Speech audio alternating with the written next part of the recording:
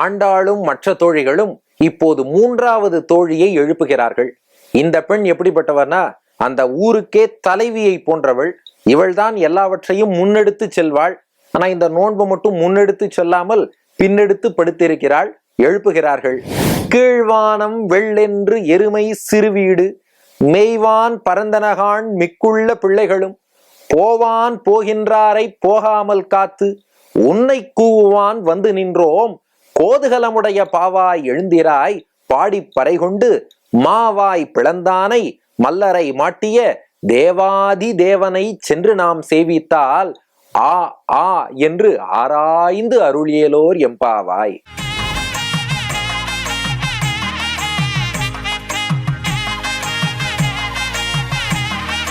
இப்ப இந்த பெண்ணை பார்த்து சொல்கிறார்கள், கீழ்வானம் வெள்ளென்று, பெண்ணே பொழுது விடிந்து விட்டது, கிழக்கு வானம் வெளுத்து விட்டது அப்படின்னு சொன்னார்கள்.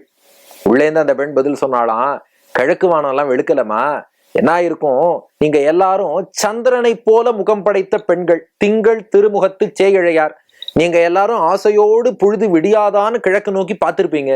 உங்களுடைய முக ஒளிப்பட்டு கிழக்குல அந்த பிரதிபலிப்பு ரிஃப்ளெக்ஷன்னால கீழ்வானம் வெளுத்து இருக்குன்னா. இல்லம்மா, எருமை சிறுவீடு மெய்வான் பரந்தனகான். மெய்வான்னா மெய்வதற்காகவே அர்த்தம்.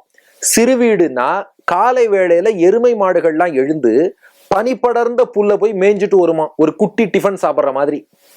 அந்த சிறுவீடு மேய்வதற்காக எருமை மாடுகள்லாம் பரந்தன, பரந்தனங்கிறதுக்கு சின்னரா இடையினர் அகரம் போட்டுக்கணும். அதாவது போய் பரவி இருக்குன்னு அர்த்தம். ஏன்னா பரந்தனன்னு பெரியரா போட்டுட்டோம்னா அதுக்கு ரெக்க கிடையாது. அதனால பரந்தன கான், போய் அங்கே எல்லாம் எருமை மாடுகள்லாம் பரவி இருக்கின்றன அப்படின்னு சொன்னா, இந்த பெண் உள்ளேந்து பதில் சொல்றா, எரும மாடும் போல ஒன்னும் போலமா, உங்களுடைய முக ஒளிப்பட்டு இருட்டு ஓடி இருக்கு. கருப்பு கலர் இருட்டு பயந்து ஓடினதை நீங்க கருப்பு கலர் எரும மாடுன்னு தப்பா புரிஞ்சுனுட்டேன்னா. உடனே ஆண்டாள் பார்த்தா, இவளை என்ன சொல்லிதான் எழுப்புறது. சரி, மிக்குள்ள பிள்ளைகளும், பாரு, மற்ற பிள்ளைகள்லாம் நோன்பு நோக்கவே தயாராகி மிக்குள்ள பிள்ளைகளும் போவான் போகின்றாரை, அந்த நோன்பு நோக்க வேண்டிய இடமான பாவை களம், அங்கதான் கூடுவதுன்னு தீர்மானித்தோம். அந்த இடத்தை நோக்கி போவான் போகின்றார், போவதற்காகவே போகிறார்கள். அந்த அடியார்கள்லாம் ஒன்று கூடி கோபிகைகள் எல்லோரும் கிருஷ்ணனுடைய நாமங்களை பாடி நோன்பு நோக்கிற இடத்தை நோக்கி போறாளே, அந்த பயணமே ஆனந்தமா இருக்கான். அங்கே நோன்பு நோக்கும் போது கிருஷ்ணனை அனுபவிக்கும் சந்தோஷத்தை விட அந்த இடத்தை நோக்கிய பயணமே. எப்படி நாம ஒரு திருமலை யாத்திரை போறோம்னா பகவானை சேவிப்பதை விட அடியார்கள் சேர்ந்து கோவிந்தா கோவிந்தான்னு கோஷமிடும் போது ஆனந்தமா இருக்குமோ, ஒரு ஜீவாத்மா வைகுண்டத்துக்கு நோக்கி பயணிக்கும் போது அந்த அர்ச்சிராதி மார்க்கம்ங்கிற மார்க்கமே எப்படி ஆனந்தமா இருக்குமோ, அது போல் போவான் போகின்றார், அந்த பயணமே ஆனந்தம்னு பயணிக்கிறார்கள்மா. அவர்களை எல்லாம் போகின்றாரை போகாமல் காத்து, அவர்களை எல்லாம் போகாமல் தடுத்து நிறுத்தி உன்னை கூவுவான், உன்னை கூவி அழைப்பதற்காக. ஏன்னா நீ வராம முடியாதுமா, எங்க ஊருக்கு நீதான் தலைவி, கிருஷ்ணனை எல்லாம் பேச்சுல மடக்கக்கூடியவோ நீதான், நீ இல்லாம போக முடியுமா? அதனால அவர்களை போகாமல் காத்து உன்னை கூவான் வந்து, உன்னை எழுப்பி அழிச்சுன்னு போலாங்கிறதுக்காக உன் வீட்டு வாசல் வரை வந்தோம். ஆனால் கதவு சாத்தி இருப்பதால் நின்றோம். அதான் கூவுவான் வந்து, உன்னோட பள்ளியறை வரைக்குமே வந்திருப்போம், வந்து வாசல் கதவு அடைத்திருப்பதால் நின்றோம், வந்து நின்றோம் கோதுகலமுடைய பாவாய். கோதுகலம்னா குதூகலம்னு அர்த்தம்.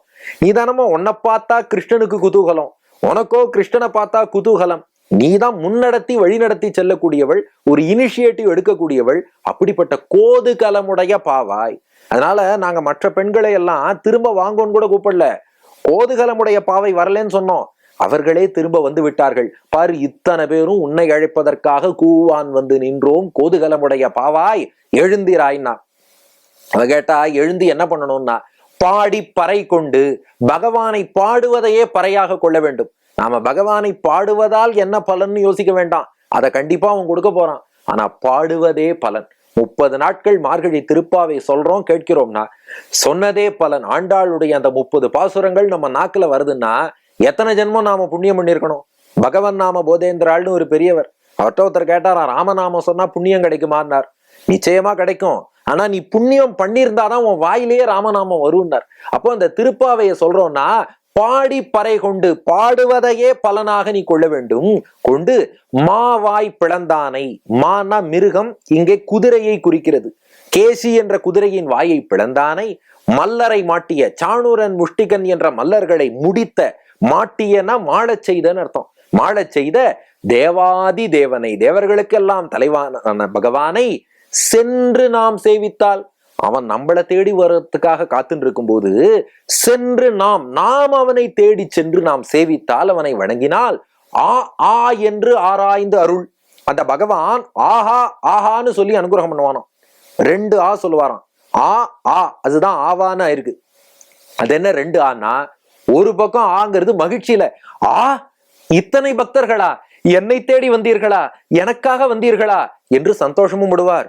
இன்னொன்னு ஆ அப்படிம்பாராம், அடடா நானல்லவோ உங்களை தேடி வந்திருக்க வேண்டும், நீங்க என்ன தேடி வரும்படியா வச்சுட்டேனே, காலடி தாமரை 4 அடி நடந்தால் இந்த கண்ணனின் உள்ளம் புண்ணாகும்னு சொல்லி நமக்கு இன்னும் நிறைய அனுகிரகம் பண்ணுவான். ஆராய்ந்து அருள், நம்மை நன்றாக ஆராய்ந்து நமக்கு அனுகிரகம் பண்ணுவான். வாமான்னு கூப்பிட்டா அந்த பெண்ணும் ஓடி வந்து கோஷ்டியிலே சேர்ந்தாள். இனி இதே பாசுரத்தை மற்றொரு கோணத்தில் பொய்கை ஆழ்வாரை ஆண்டாள் உணர்த்துவதாகவும் ரசிக்கலாம். இனி அந்தந்த ஆழ்வார்கள் குரோனலாஜிக்கல் ஆர்டர்ல வருவார்கள். முதல்ல ஆச்சாரியன் பெரியாழ்வார், அடுத்தபடியாக இன்ஸ்பிரேஷன் திருமழிசை பிரான், இப்போ பொய்கை ஆழ்வார்.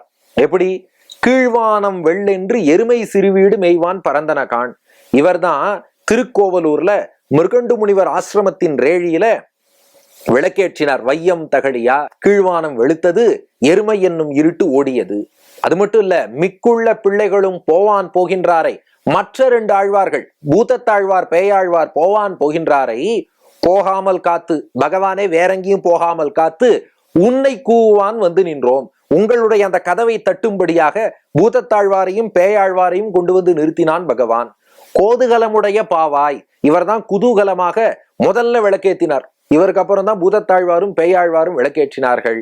எழுந்திராய் பாடி பறை கொண்டு, பகவானுடைய திருநாமங்களை பாட வேண்டும் என்பதற்காகவே முதல் திருவந்தாதி அருளியவரே பறை கொண்டு, மாவாய் பிளந்தானை மல்லரை மாட்டிய தேவாதி தேவனை சென்று நாம் சேவித்தால், அந்த பகவான் தேவாதி தேவன் காஞ்சிபுரத்துல எழுந்தருளி இருக்கிறான். அந்த காஞ்சியிலேயே திருவெக்காவில் அவதரித்தவராயிற்றே நீங்கள். அப்போ அந்த தேவாதி தேவனை சென்று நாம் சேவித்தால், ஆ ஆ என்று ஆராய்ந்து அருள். அந்த பகவான் ஆராய்ந்து அருள்வான்னு இவர் தான் பாடினார். தமருகந்தது எவ்வுருவம் அவ்வுருவம் தானே, தமருகந்தது எப்பேர் மற்ற அப்பேர். அடியார்கள் வணங்கும் உருவம் என்னன்னு ஆராய்ந்து அந்த வடிவத்தில் வந்து அருள் புரிவான். அடியார்கள் என்ன பெயர் சொல்லி அழைக்கிறார்களோ அதை ஆராய்ந்து அந்த பெயரை ஏற்றுக்கொண்டு அருள் புரிவான்னு பாடினீர்களே, எழுந்து வாருங்கள் என்று பொய்கையாழ்வாரை எழுப்புவதாகவும் ரசிக்கலாம். இனி நாளைய பெண் எப்படிப்பட்டவள் அடுத்த பகுதியில் காண்போம். ஆண்டாள் திருவடிகளே சரணம்.